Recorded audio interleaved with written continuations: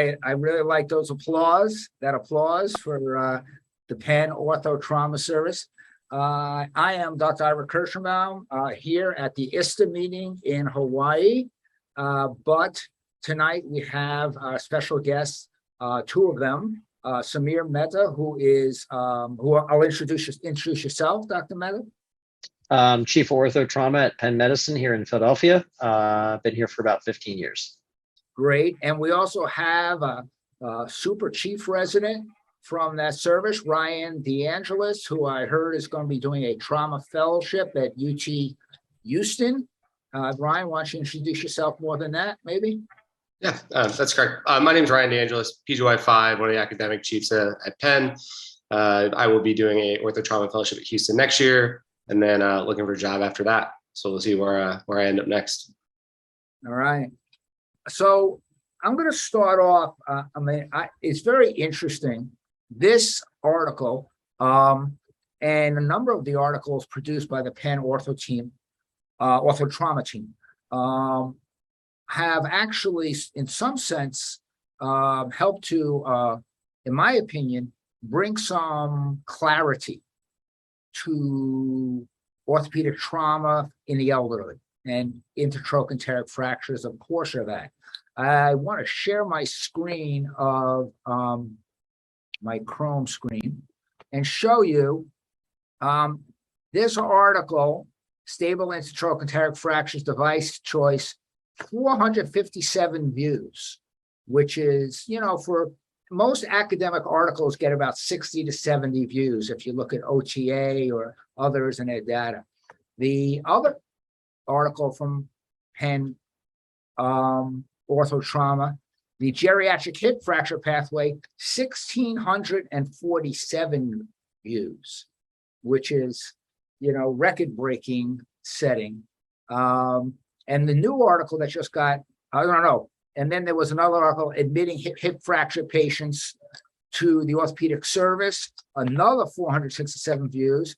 And we just recently posted the loss to follow-up orthopedic trauma article, and just in a few days, 84 views, just in a few days. And this too will get in the 400 or 500. So, Samir, I'm going to stop my share for a second. Tell me a bit about how the trauma service is set up and your incredible focus on finding answers to incredibly practical questions. So I appreciate the time tonight, Ira. I know it's a busy time of year, and especially the summertime, so I appreciate that. I think we're blessed with our trauma service at Penn. We have a great faculty, myself, Derek Donegan, Susan Harding, who are very interested in both the clinical care of patients, but also on the academic side, the research side, and the teaching side. I think the bigger part of that is also our residents. We have a PGY5, PGY4, a PGY3, two PGY2s, and a PGY1 for a service, and one inpatient nurse practitioner. So it's a very sort of resident-heavy service. Right. The residents are they work hard on the service. I would argue that's probably the hardest service in the health system, definitely in the department, but maybe even in the health system. The other piece of this, I think, and I'm gonna credit Ryan with this, is Ryan has done a really nice job of building out our orthopedic research team, where we have residents mentoring residents. Mm-hmm. And so there's a lot of activity. We have a monthly research meeting where we have a WIP list, a works in progress list that Ryan maintains on his Google Drive. And we have several other chief residents who are actively engaged, even ones that aren't going into trauma are engaged because of the opportunities that I think trauma allows for cross-pollination between different services. Joints, foot and ankle, upper extremity, orthopedic oncology. I mean, every subspecialty is touched by trauma. Absolutely. And so, and so I think between the resident workforce that we have that's really dedicated, and the work that Ryan has done to reestablish our research sort of team, our internal research team, we have research coordinators as well. And then just a lot of grinding it out hard work, I think helps a lot.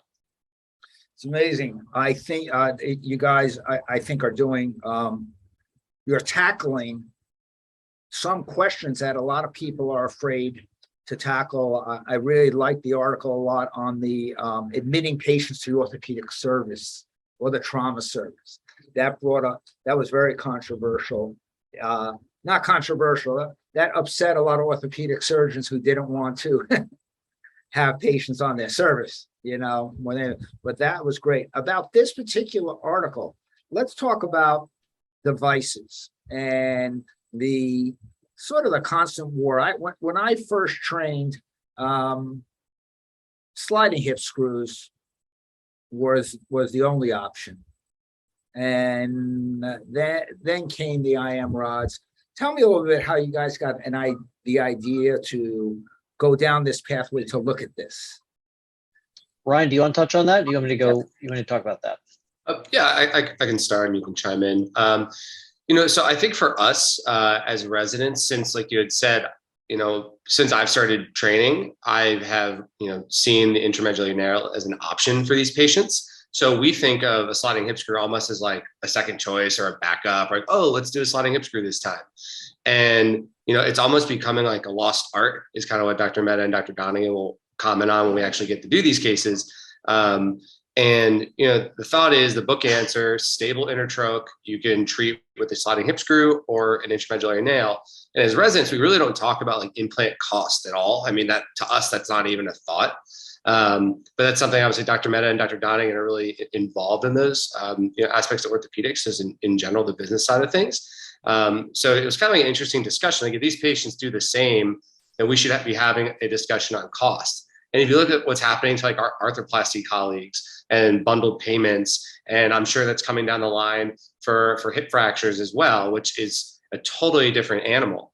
But now if you're looking at these bundled care options, you're looking at your overall cost. It's like, all right, well, if they can do the same, then why don't we see which one is the more economical solution? So our thought was, really theoretically, you should save costs if the implant is cheaper. But if a hospitalization, which this article shows, is $30,000, $40,000, and it's a couple $100 difference of an implant, or even if your health system has some sort of contract with your device team that you're going to pay the same for the treatment, the same DRG, whatever it may be, then how those decisions are going to impact your device choice. So Yeah, I mean this. Yeah, sorry. Yeah, I was going to say this really stemmed a lot from some of the stuff that I had gotten to interact with our service line team on bundled payments and joints. And for a long time, everyone harps on the device. The health system battled the device companies to knock a couple $100 off of a total hip or a total knee. But at the end of the day, as Ryan said, that is a very small part of the overall pie. And to continue to haggle over that when there's clearly other opportunities like length of stay, right?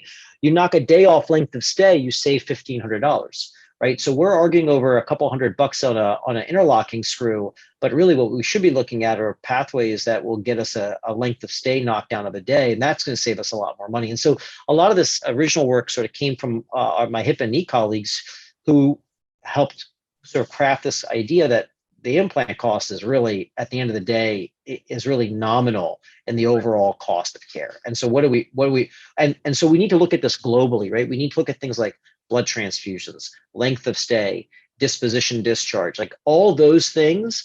And does the implant really have an impact on all those other factors? Is there a downstream play with an IM nail versus a sliding hip screw? Right. And it's interesting. You brought up a question. I'm going to throw a little bit of a curveball because this came from discussions I've had with Kevin Bozick in the arthroplasty area.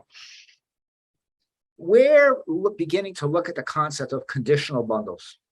Okay, like a bundle for 3 years to take care of back pain. A bundle for could you imagine a bundle? Someone over 85, a bundle for osteoporosis and potential fractures. Now you're looking at having to save huge costs in a condition. You don't think of conditional bundles for fractures, but for this type of fracture, which could be preventable, or we would say is wrong. So what do you think about conditional So- bundles for this type of fracture?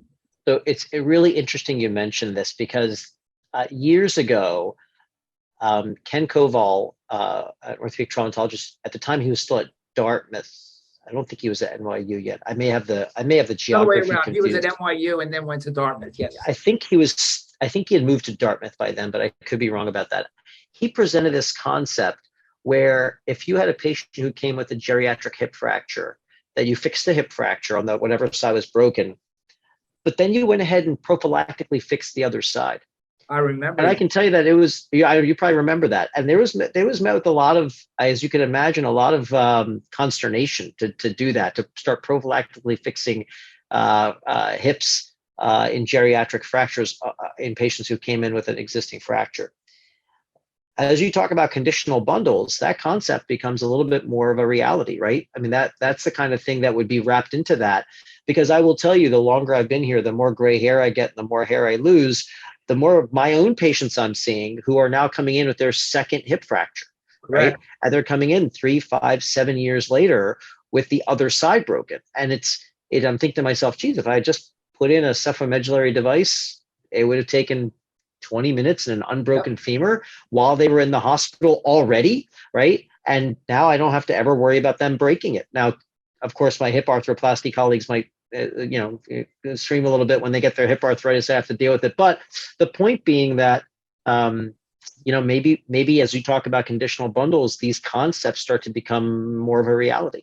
Right. If you want to be at risk as a health plan, as a health system, because now, I was at Pennsylvania Hospital for my fellowship with Dick Rothman, and back then we never thought of this health systems at the, now Penn Health System, Hartford Health System, Atlantic Meridian, all these, Northwell, of course, are going to be insurance companies. And they're going to be going at risk, and they're going to be asking these questions. What would a patient want? What would a patient want? How do you mitigate risk? I mean, that's at the end of the day, that's what you're doing, right? You're mitigating a risk of a future fracture.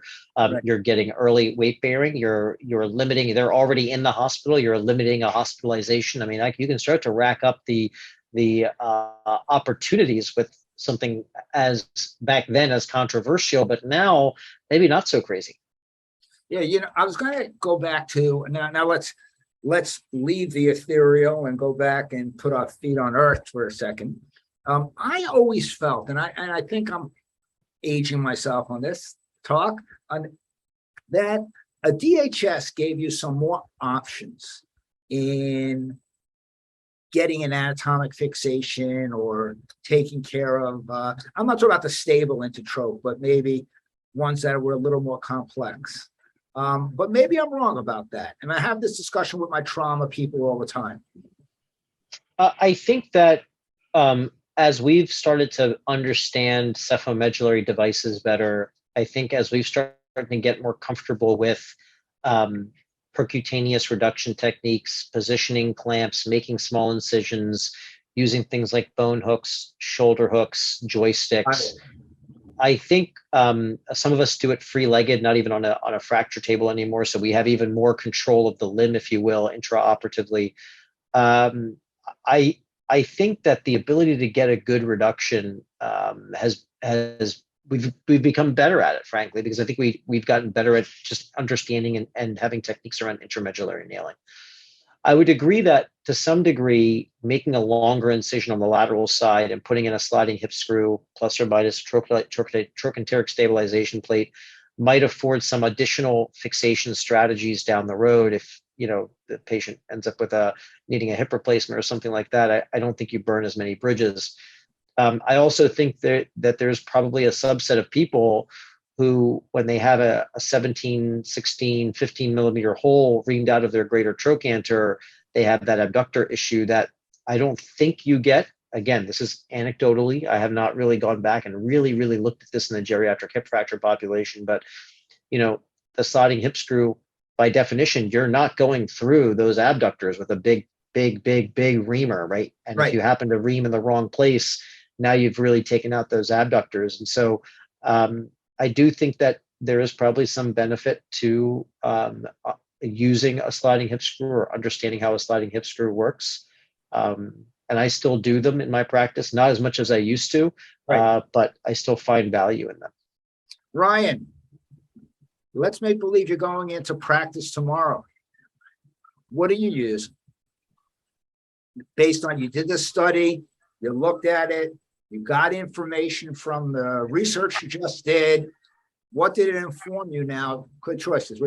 You just finished your fellowship at UT Houston. They did no hip fractures, everything but hip fractures. So all you know is what you've learned at Penn. So I think for me, it's based off, exactly what Dr. Mehta just said. My ability to get a reduction percutaneously. Like Dr. Mehta said, we do these free-legged flat top jacks and skeletal traction. So you have a lot of options for manipulating the limb and small incisions. And, I think an intramedullary nail allows you.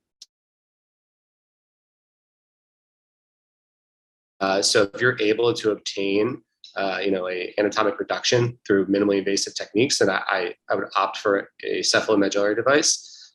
But as you had mentioned, in something more complicated, I think I would opt for a sliding hip screw, honestly, just because of that, open incision component, being able to provide a direct anatomic reduction.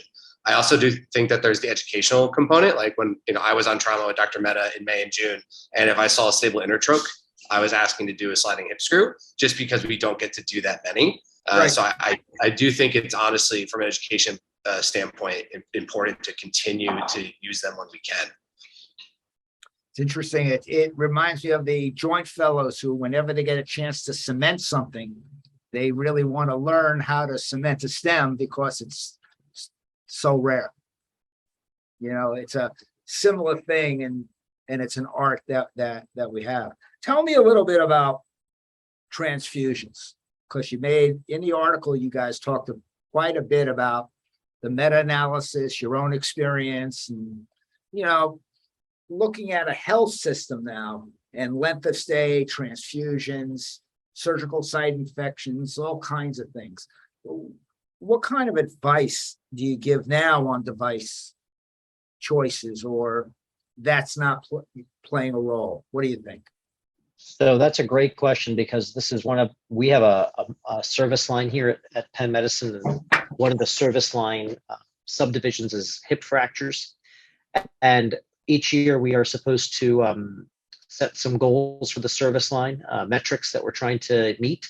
And the service line is rewarded for meeting those metrics. The money that we get for meeting our goals is not necessarily given back to me. It doesn't go in my pocket, but it goes back to the division, or it goes back to the service line for us to use for other projects. So it's an investment in ourselves, if you will, assuming we make our metrics.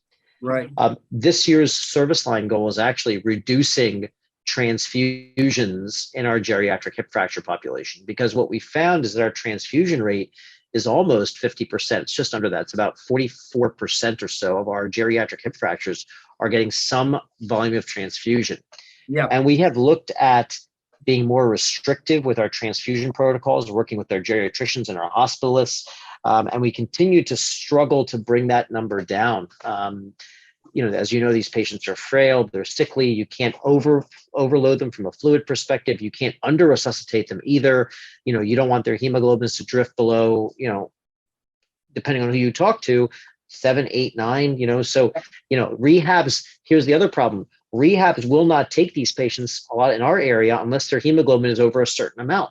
So now you're bleeding these patients daily, checking hemoglobin, because the rehab says we're not going to take them if their hemoglobin is below 10.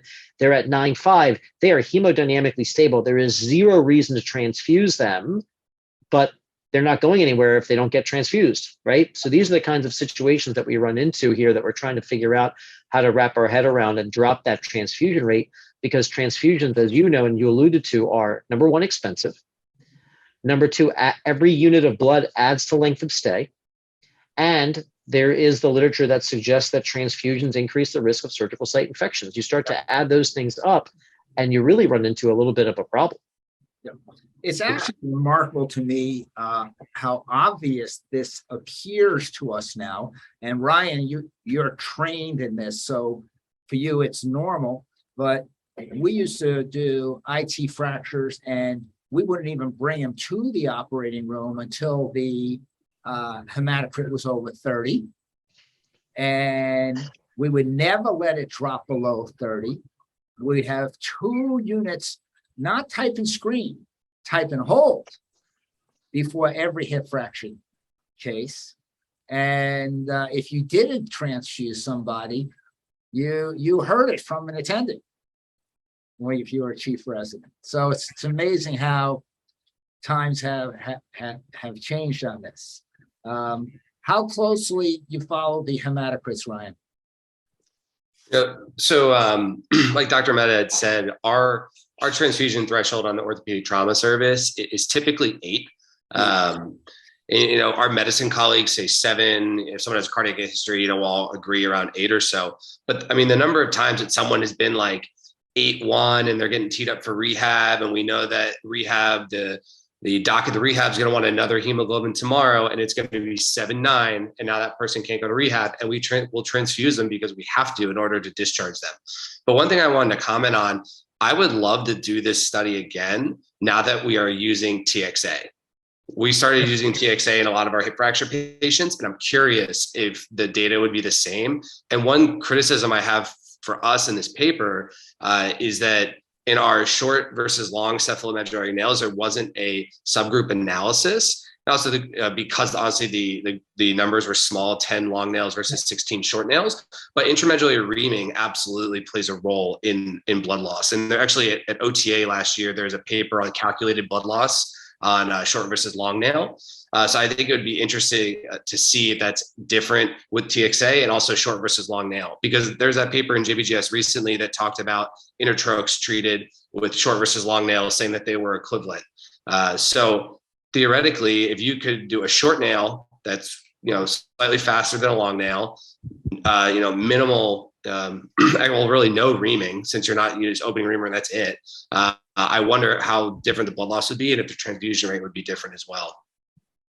That's fascinating. I in a rare moment of weakness, I actually saw that JBJS article.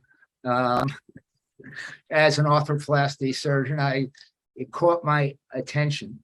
And whenever I read an article like that, I ask 2 questions. One, is it reproducible in a community? Or are they, knowing they're doing this study and they're reaming lighter or reaming, a little bit under reaming, to change the blood loss? I wait until these studies are repeated, because, until you get in different communities, we really don't know. I mean, I always wonder, in a community like ours in the South Bronx, where a normal hematocrit comes out at 32 for a healthy person, that's a different character than going into some hip fractures that are a bit older. A bit higher hematocrit to start with. Well, I was going to switch to length of stay for a second. It's a huge issue. Our philosophy in our hospital is length of stay is big money when you can save it across the institution and then close a nursing unit. It's not just about, $1,500 a day, because people say, well, that's just one individual patient.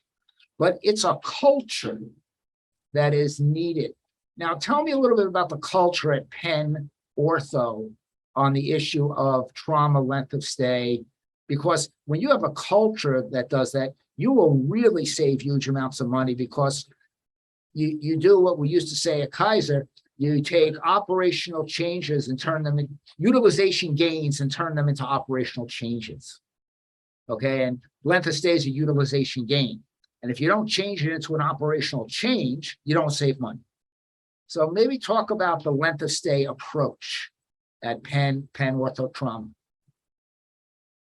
So I think there's a couple of things from a length of stay perspective that we really have focused on. Number one is, we mentioned this earlier, Ira, which is we admit to our service preferentially. This has been dramatic in terms of our ability to get patients out of the hospital.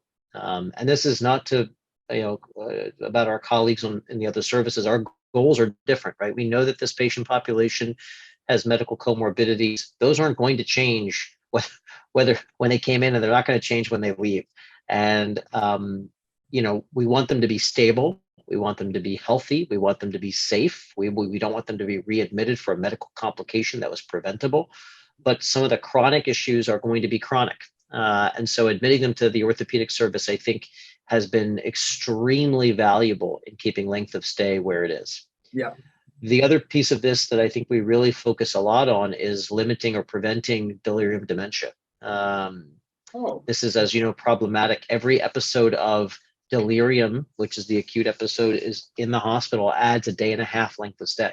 Right. As well as 6 MRIs and 13 neurology consults and everything else. Yep. So, and then the last piece of this that we've really been focusing on more so now, we actually are in the midst of writing this paper up as well. We just submitted this, and I think it's going to be presented at OTA this year, is the idea of, and we took this from our joints colleagues, this idea of risk stratification of our patients preoperatively in terms of who's going to need an ICU stay. Right. Several years ago, one of my colleagues, Dr. Guo-Chin Lee, put together a very nice sort of, and his colleagues in arthroplasty, not just him, a very nice sort of algorithm, a preoperative risk assessment tool. What's it called, Ryan? There's a name for it. It's called the RST, risk stratification tool. Yeah, right. Very original name. Big finger. Right? That's like no wonder I couldn't remember it. It was pretty obvious. Yeah. So they put together an RST that preoperatively these patients are identified that they're going to need an ICU, and so they go immediately from the OR to the ICU. They may be relatively stable, but that has been shown to impact length of stay. We're doing the same thing now for our hip fractures, trying to predict who's going to need an ICU stay post-op. So they don't go to the floor, crump on the floor, then bounce to the ICU in some haphazard fashion. The ICU knows nothing about them. Then they wallow in the ICU for a couple days. Then they bounce back to the floor and we start their discharge planning. Right. The plan would be OR right to the ICU. ICU already knows about them. They're aware about them. We're not scrambling to clean a bed or clean a room because the patient's not doing well in the OR. Right to the ICU. They're there for a very short period of time. To the floor. They've already started discharge planning and then out the door, right? So these are the kinds of things that we're working on or working towards to kind of keep length of stay down. We still struggle with it. Our length of stay right now is about 5.5 days. That's great, though. That's an impressive number. It is. When you start to, though, thank you, we appreciate that. When you start to look at some of the other sister hospitals in our health system, some of them are at 4.5 days, 4 days, which I find fascinating. Because I don't know how we can get it down any faster anymore. No, some of the sister hospitals, I don't know, maybe working with a group of people that have better support help at home. You always get your numbers well when there's always somebody who gets to go home on a post-op day 2 because they have 6 people at home to help out, and you guys take care of I think at Penn, a wider community that has some social determinants of health that some of the sister hospitals don't share. Well, that's a really great point, Ira. Years ago, when geriatric hip fractures first got sort of attention, Steve Cates did a very nice study up in Rochester comparing the university hospital with the local community hospital, looking at, how sick were the patients. Mm-hmm. Back then, what he found was that there was very, very little to no difference in quote unquote how sick they were between the university hospital and the community hospital, that they were just as sick. But it may be time, Ryan, you can add this to the whip list. It may be time that we not look at not necessarily what their CMI is, what their case morbidity index is, or what their Charleston morbidity score is, but rather what you just mentioned, Ira, which is there a difference in some of the social support, socioeconomic issues between the geriatric hip fractures that come in to, say, the downtown West Philadelphia hospital, that's where we are, versus some of our suburban or even rural-ish community hospitals that are affiliated with us. And that would be a really fascinating study, because I suspect, Ira, that you're right, that depending on where you are and what your patient population is, they may be just as sick, but they may have a nephew or a niece or a daughter or a granddaughter or a grandson at home who are able to help and support more so than maybe we can in our area here. Yeah, I will. I've been bitten by the social determinants of health bug, not only because I work in the Bronx, but good friends with Vinod Dasa, who at LSU, who I think is a leader voicing this issue, and that if we fix, and you can fix a number of social determinants, or at least know about them in advance, maybe, we need to go back to, and by the way, if you put it on the whip, but that doesn't mean I have to take the Amtrak to Philadelphia here. It's your study. I love it. But I really think a pre-op, possibly a pre-op social determinants of health assessment may inform you of what you're up against, and may save you a day across the board in knocking your head against the wall, sending them somewhere where they can't. So one reason, I think why our, average length of stay is, 5.5 days is as soon as these patients, as soon as we get the consult, it starts our hip fracture pathway, which is that other paper that Dr. Donegan and Kelsey and Dr. Mehta published in the journal. And as soon as we start the hip fracture pathway, that involves the geriatrician, it involves physical therapy, it involves a social worker. And the first note that social worker writes is, where'd you come from? Who was there with you? Where do you plan to go after this? Right. So we're focused on expeditious fracture fixation and safe early discharge. And that's just a totally different mindset than, the medicine colleagues. Again, not to, bash them, but they're worried about their CHF, their COPD. And we're like, those things are stable. And next step, the worst thing to do is to keep them in the hospital longer than they have to be. So we're focusing right away, like, okay, this person's going to go to SNF. They live in a third floor walk up with nobody. We're going to start getting them teed up for SNF right away. And we focus on that, and we make sure, their medical problems are stable. And that is a focus right off the bat. I think it's just a different mindset. We had run the numbers about a year or so ago, and Dr. Mehta mentioned some of our sister hospitals, and we admit 98% of hip fractures to the orthopedic trauma service. It's not a discussion. They get the consult, they come to the orthopedic trauma service. The very, very rare incidence of someone who is like acutely medically unstable that they'll go to a medicine team.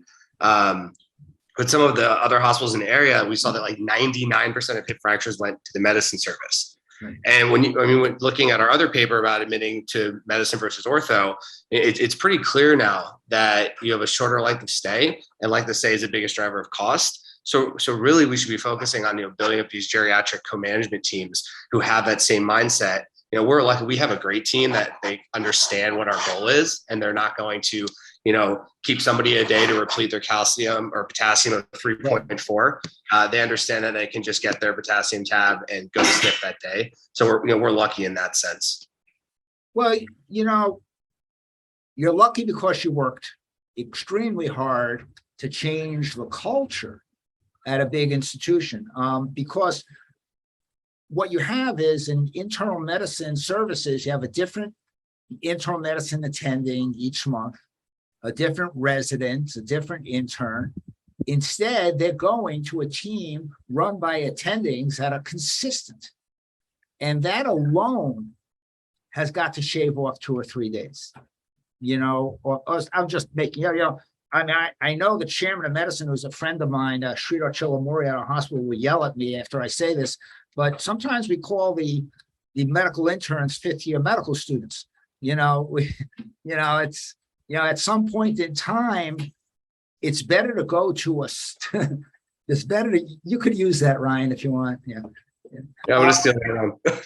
Yeah, but be careful who you use it with. I think that the consistency of the orthopedic trauma attending at your hospital, attending team, and the philosophy that is top down cannot be overestimated in its in its power in patient safety, in health, in outcomes. I mean, Samir, I want to really,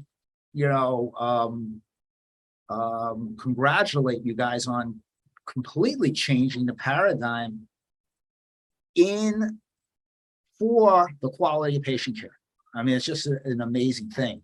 I mean, how did you get that done there? So it's interesting. It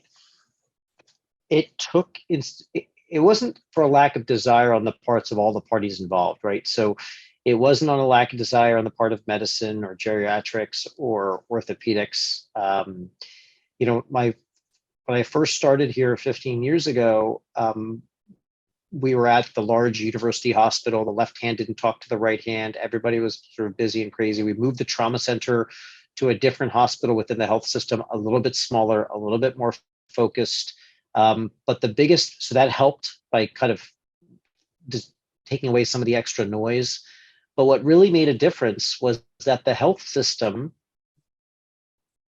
invested in this. They found that there was going to be, or we maybe sold them the idea that there was value in, similar to hips and knees, in working on a geriatric hip fracture pathway, a value to them, right? Whether it's improving quality or decreasing cost or a combination of both. And because they saw value in it, both a quality component as well as a fiscal component, they invested resources. They assigned somebody from the administration to help coordinate meetings. I mean, just getting, the orthopedic attending and the medicine attending and the anesthesia attending and nursing and social work and PT all in a room together every Friday morning, once a month at 7 a.m. That's a small act of God to do all that. Yeah. And I don't have the bandwidth to organize those meetings and put together an agenda and pull the data sets. I barely have enough of a bandwidth to answer my emails. And so to have somebody invested who's one of their job descriptions was to be the hip fracture pathway administrator, not clinician, just administrator, right? To pull all that data, to organize it, to put together a spreadsheet, to bring together the other hospitals. I'll talk about that in a second. That investment of human capital is what really pushed us over the edge, right? Now we were able to get a data sheet every month that showed what our length of stay was. I have no idea how to pull that off of our Crystal Run reports from Epic. I'm sure somebody could show me how to do it. I'm going to probably ask them 10 times how to do it. But we have somebody who does that now and is committed to doing that. And then what we've done now is not just looked at our own hospital, but we now have every other month we have a meeting of just our hospital, Penn Presbyterian, the trauma center. We meet together as a group virtually, and everybody's invited. That's all the sort of necessary parties. The other months, we actually have a system-wide geriatric hip fracture meeting for all of our sister hospitals. So Chester County, Lancaster General, Princeton Medical Center, and us, the four of us, get together every other month to do a system-wide geriatric hip fracture meeting so that we can take best practices. We can start to implement protocols across all the health entities that are doing geriatric hips so that we can create some kind of synergy and symmetry, and also look at how we can improve quality and decrease cost across the health system. It's amazing. The way I would characterize it is, previously, hip fractures were viewed as a practice commodity. It was just a hip fracture, come in, treat it. If you do it before 48 hours, no one yells at you, but the whole process was a commodity. And you've proven that it's not a commodity. It's actually an elegant solution that probably you've noticed your sister hospitals had to solve certain problems differently than you did.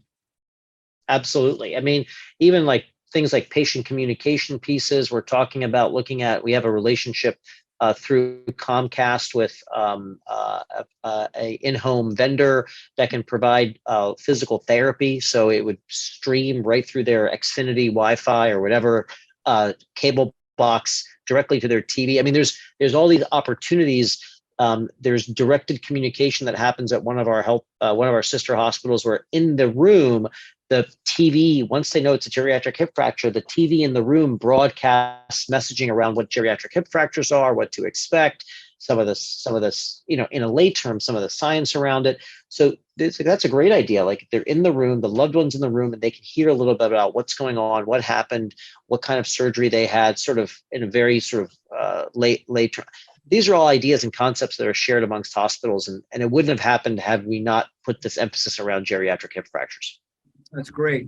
I'd like to do a little bit of a pivot and talk about implant costs, but not in the same way of a sliding hip screw versus a intramedullary rod. But there are a number of companies now that are trauma companies that are doing very low cost trauma products. Okay, and there are still some of the big players that get premium dollars, for a cephalmedullary nail or a sliding hip screw, and we looked at one of these companies, and I'm not going to mention names, but everybody knows who in their area is the vendor for these types of companies. What do you think about that idea? Has the time come for something that once they hit, we used to always learn orthopedics is a race between fracture healing and metal failure, right? It's probably the first motto in trauma, right? So yeah. if the fracture is going to heal in 4 months, what do we need big Fortune 500 company X metal when we can use tiny company Z? And I'm purposely pushing this out because we're thinking of making a switch in this way. Once we go to other hospitals and make sure they're fine, Yeah, I think you make some really good points about, is there opportunity for low cost implants for things like geriatric hip fractures? You could make the same argument about hip and knee replacements as well. I guess the argument there is that hips and knees need to last a little bit longer than a geriatric hip fracture nail. But it's an interesting concept, and one of the things that we're exploring is this concept of a hip fracture bundle. Right. Device company X, whatever company it is, whether I do a hemi or a total or a sliding hip screw or cannulated screws or a long cephalmedullary nail or a short cephalmedullary nail, at the end of the day, my DRG for that's the same. So why not just, to make matters really simple, why not just make the cost of whatever implant I'm using the same? Correct. Right? My DRG is the same. Your reimbursement is the same. If I use 3 cannulated screws, you win. If I do a total hip with ceramic on poly, which I'm not going to do, but let's just say I did, you might lose. But chances are that there'll be some average of combination of short nails, long nails, screws, arthroplasty, et cetera, where you can minimize the nonsense of complicated billing and restocking and all that sort of stuff. And I know what my cost of care is going to be because my DRG is always going to be the same. So why not keep the implant cost the same?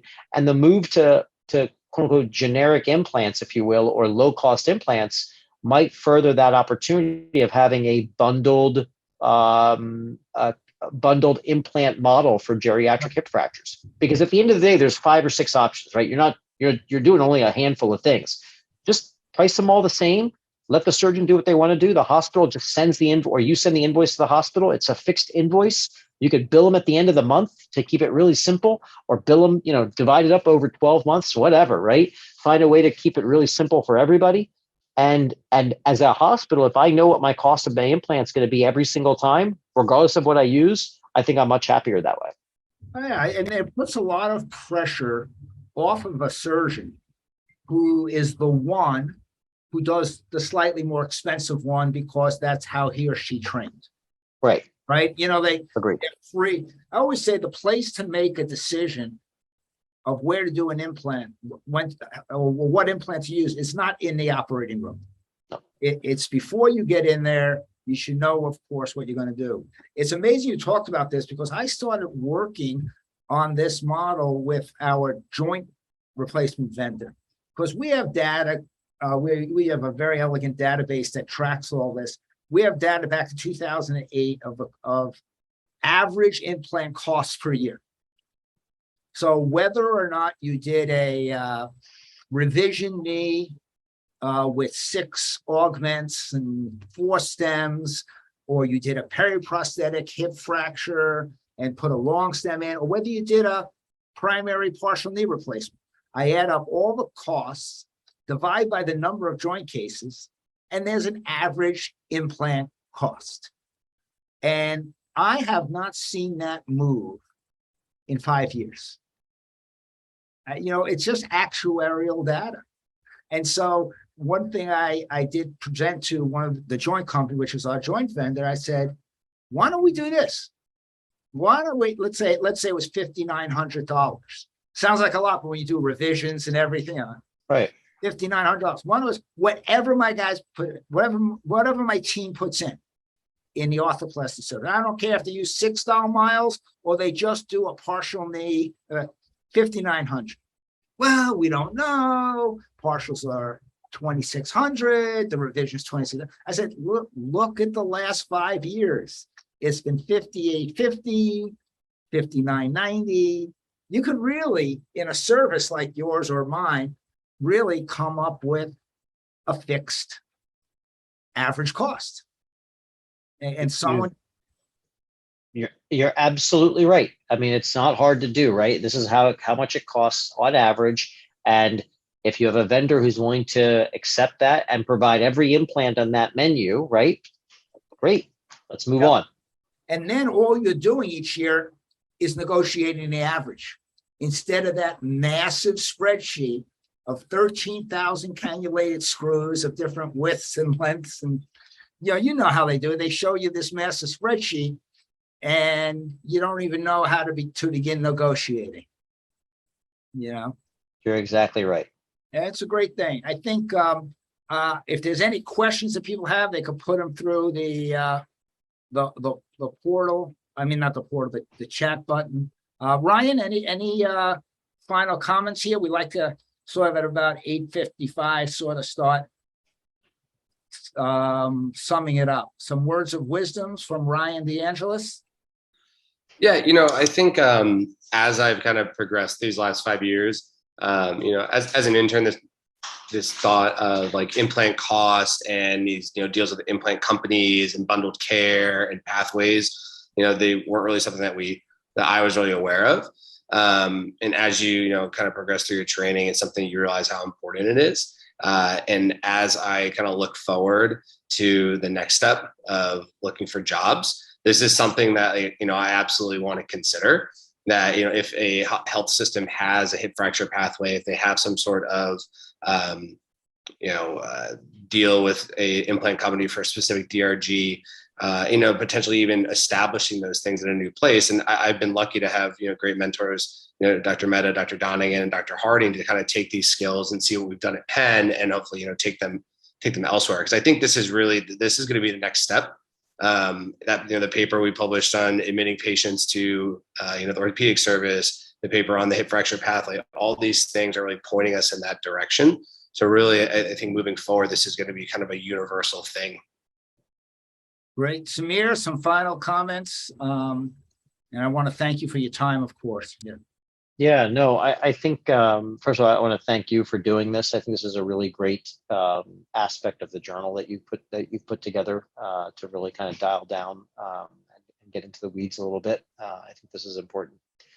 I think ultimately for those people who are at places that have a high volume, by high volume, I mean anything over, we looked at this years ago, anything over about 75 to 80 hip fractures is that tipping point where if you can develop or have a pathway where you can work with your administration, similar to hips and knees, geriatric hip fractures are one of the few things in the trauma world, but also in the on-call world, where you can implement algorithms for care and pathways for care where there can be tremendous impact on both quality and decreasing cost. And so I think if you're at a place that does 50, 60, 70 hip fractures, it is a meaningful endeavor to partner with your health system to go down this path, both from a patient care perspective, but also from a personal and professional perspective. I mean, there may be ways to impact yourselves as well as you work with your health systems in optimizing the care for these patients.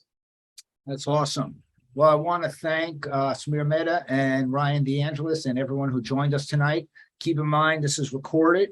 We're going to put it on our YouTube channel and back on LinkedIn and also on Spotify as a podcast because most of us don't have a life when we go into work. So we will listen to this over and over and over again, I'm sure, on the podcast. Well, anyway, I want to thank both of you and your time and your effort, and also for your articles, which are staggering in their insight. I really mean that. I really appreciate it. Thanks, Sarah. Appreciate Thanks it. so much. All right. I'm going to say goodbye to everybody and have a good evening. Aloha from Hawaii. And like I said, someone had to do it. Yeah. Thanks for doing that for us. Thanks for doing that for us. I really appreciate you taking that hit. Really proud of you. Good effort. Okay, bye-bye.